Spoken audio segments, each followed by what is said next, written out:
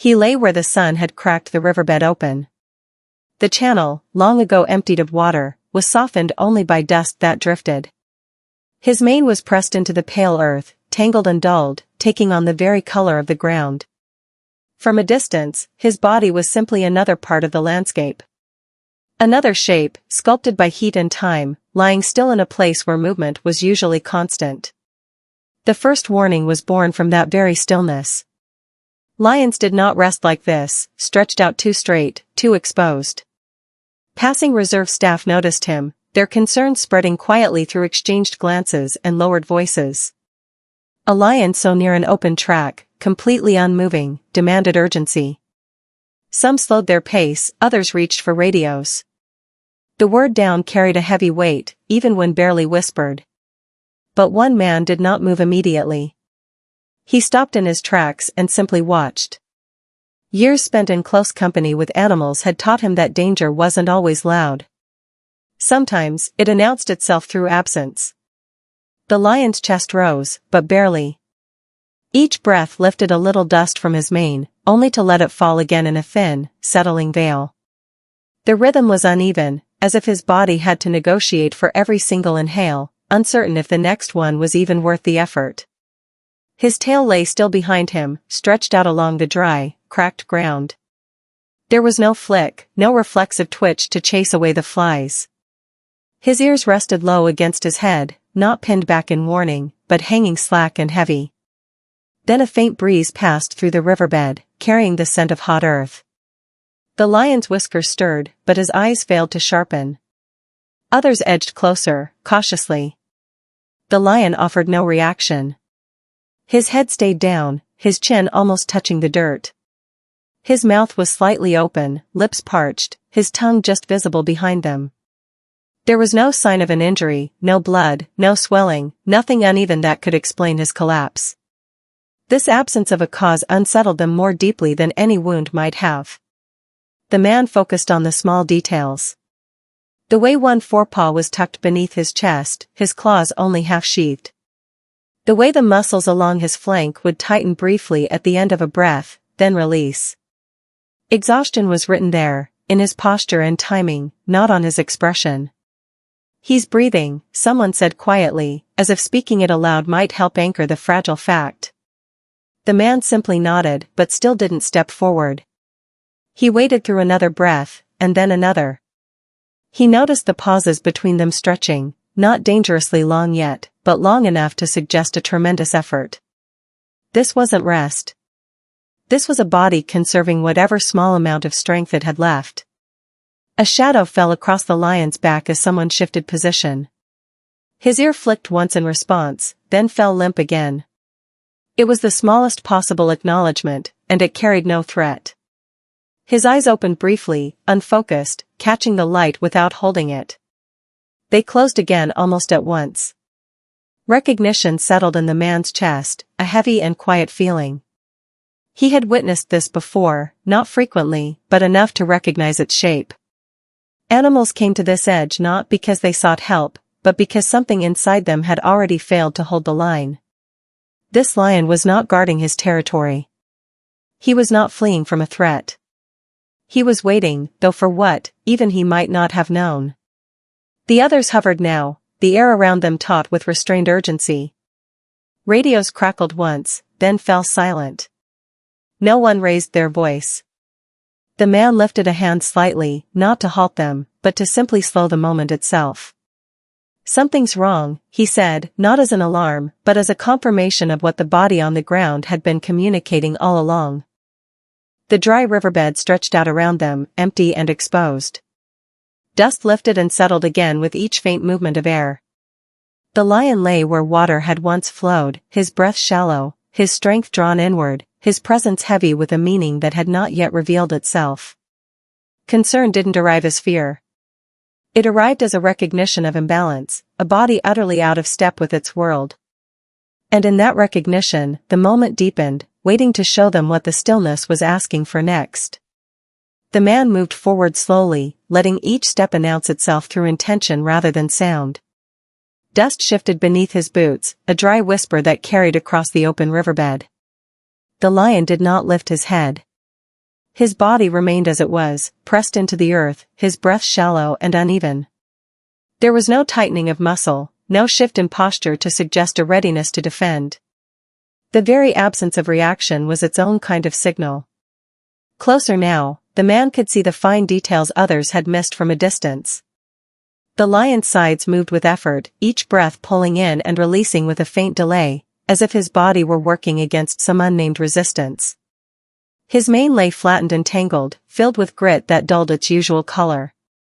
One eye opened briefly as the man entered his field of awareness. The gaze was unfocused, sliding past him rather than fixing on him as a threat. It closed again, the lid heavy and deliberate. The land around them felt emptied. Sound carried farther here than it should have. No distant calls answered the open space. No movement disturbed the scrub beyond the riverbed. A lion lying exposed like this should have drawn attention, curiosity, a response. Instead, the air held only silence. The absence pressed in, heavy and unmistakable. The man stopped a few paces away and lowered himself slightly, reducing his shape without closing the distance further. He watched the lion's ears, resting low against his head. They didn't pin back. They didn't lift. They simply lay where fatigue had placed them. The tail remained still, stretched out behind him, its tip dusted white from the ground. Not even the flies provoked a flick. A soft sound left the lion's throat, barely audible, more breath than voice. It rose and faded without direction, not a call meant to carry. His chest tightened with the effort, then relaxed again. The man waited through the next breath, then the next, noting how each one seemed measured, as if chosen. There was no pride nearby. The man could feel it as clearly as if it had been spoken aloud. No scent of fresh movement, no layered tracks pressed into the dust. Whatever bonds usually surrounded this body were absent now, leaving him exposed in a way that felt deliberate rather than accidental. The man shifted his weight slightly. The lion's ear twitched once in response, a small acknowledgement that cost him little and offered less. His forepaw moved a fraction, claws scraping softly against the dry earth before settling again. The motion carried no strength, only reflex. "It's all right," the man said quietly, the words released without any real expectation. The lion did not look at him, but his breathing changed subtly, the next inhale drawing a little deeper before easing out again. The pause that followed was shorter than the ones before. His body remained heavy, but something within it had adjusted, as if the effort of awareness had found a steadier place to rest. The riverbed stretched on in pale lines around them, cracked and empty. Wind moved lightly through the space, lifting dust and letting it fall again. The man listened beyond the lion, beyond himself, for anything that might answer. Nothing did. The lion shifted his head slightly, turning it just enough that one eye opened again. This time it lingered. The gaze was still unfocused, but present. His jaw parted and then closed. A small motion that suggested discomfort more than threat. Another soft sound escaped him, quieter than before. And then there was only breath again. He was holding on to more than just life. That much was clear. Something had brought him here, to this open, exposed place. And it wasn't confusion or fear. It was restraint. The careful use of whatever little strength remained, directed not outward, but inward, toward staying. The man remained where he was, letting the silence hold them both. Around them, the land stayed tense with absence. Waiting. The lion lay still, his breath shallow but ongoing, his presence heavy with a meaning that had not yet fully surfaced, asking not for urgency, but for enough patience to understand what he had come here to give. The warnings came softly at first, carried in glances and murmured words from behind him. Distance was advised. Time was questioned. Risk hovered at the edge of every suggestion. The man acknowledged them without turning. His attention was fixed on the body lying in the dust before him. He didn't argue. He simply stayed. He shifted his weight and lowered himself further, careful not to shorten the space between them too quickly. From where he stood, the lion's breathing remained visible, shallow and uneven, but still present. The man set a small container of water on the ground beside him, not pushing it forward, not angling it toward the lion. He let it rest where it was, an option rather than an offering. The lion didn't react at first. His head remained pressed into the dust. His mane was flattened and pale with grit. The air was still enough that the sound of his breathing carried faintly, a dry pull followed by a softer release. When the wind shifted, lifting dust into thin ribbons, it brushed over the lion's face and carried the scent of water toward him. His ear twitched once. It was a small movement, almost accidental, but it did not go unnoticed. The man didn't respond outwardly. He didn't move closer or speak. He allowed the moment to pass, understanding that attention itself could be a form of pressure. Time stretched. The sun edged lower, changing the quality of light across the riverbed. The heat softened slightly, though the ground still held it. The lion's chest rose and fell again, the rhythm marginally steadier than before. His tail remained still, but the tension that had held it rigid seemed to ease, just enough to let it rest fully against the ground. Another breath left him, deeper this time, followed by a faint sound that traveled no farther than the space between them. It was not a call. It didn't seek a response. It seemed instead to mark effort, a release shaped by fatigue rather than voice. The wind carried it away almost as soon as it formed. The man remained quiet. He didn't reach for the water. He didn't gesture. His presence was shaped by what he chose not to do. The warnings behind him faded into silence as the others adjusted to his choice. They recognized that this moment could not be hurried without being broken. The lion's eye opened briefly, the gaze unfocused but aware. It drifted in the man's direction without locking onto him, then closed again. His breathing changed once more. The pause between breaths shortened slightly, the next inhale drawing a fraction deeper. The water sat untouched, but the scent lingered. An ear lifted and settled again. A forepaw shifted, claws scraping softly against the dust before finding a new resting place. Each movement was minimal, conserving energy, but together they formed a pattern. Response without resistance, awareness without alarm. Trust didn't arrive suddenly. It accumulated quietly, built from the man's refusal to advance, from the steady rhythm of his own breathing, from the shared stillness that allowed the lion to remain where he was without needing to defend or retreat. No contact was made. None was required. The land around them remained open and silent. No pride answered. No movement disturbed the scrub beyond the riverbed. The moment belonged entirely to what was happening and what was not. The lion released another low breath, softer than the last, and his head shifted a fraction, angling slightly away from the sun. The movement was small, but it carried intention. He was adjusting, not surrendering.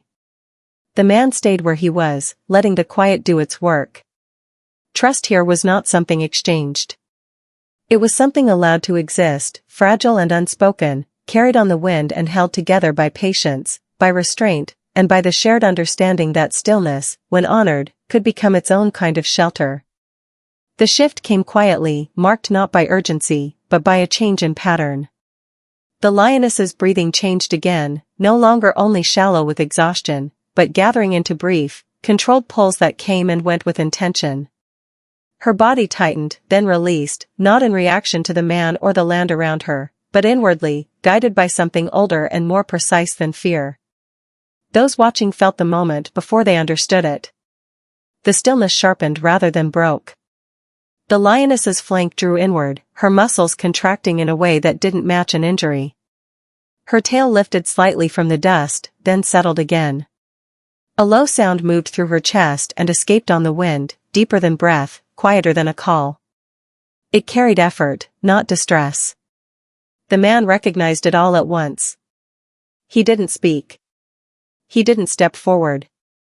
He shifted back instead, slowly, instinctively, as understanding spread through the group behind him. What they had mistaken for collapse was transformation. What had looked like withdrawal was preparation. The land seemed to hold its breath. The lioness's head remained low. Her mane was pressed into the earth, but her focus had turned inward. Her eyes closed fully now, her lashes dusted pale.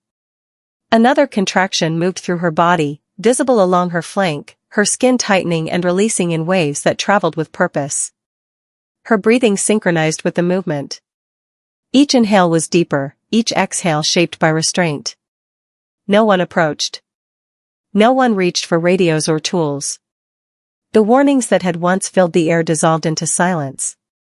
This was not a moment that belonged to intervention.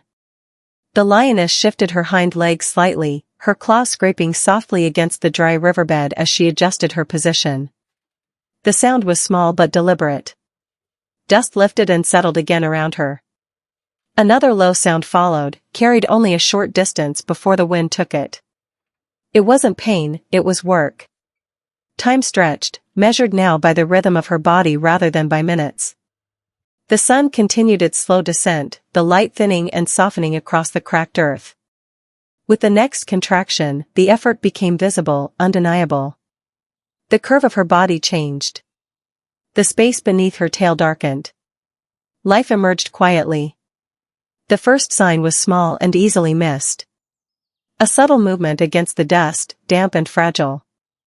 Then another, a shape, slick and unsteady, slid free and rested against the ground, barely stirring.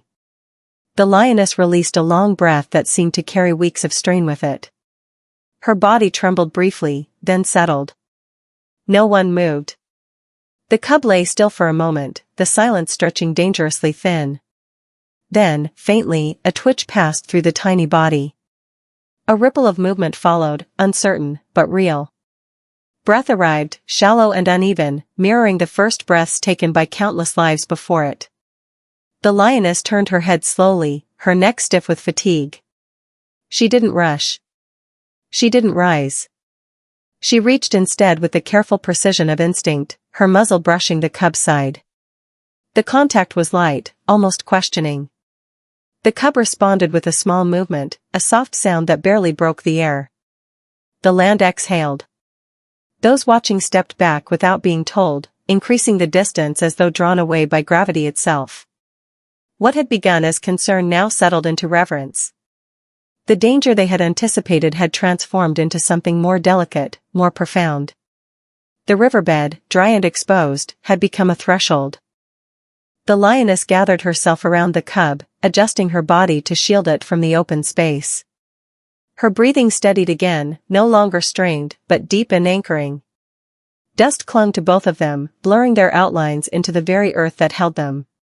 The man remained still, farther back now, his presence no longer part of the moment. He watched as a witness only, understanding that what unfolded here was not meant to be altered or claimed. Life had arrived where they had expected loss. And in the quiet that followed, as the wind moved gently across the riverbed and the light softened toward evening, the truth settled fully. This stillness had never been asking for rescue. It had been asking for space.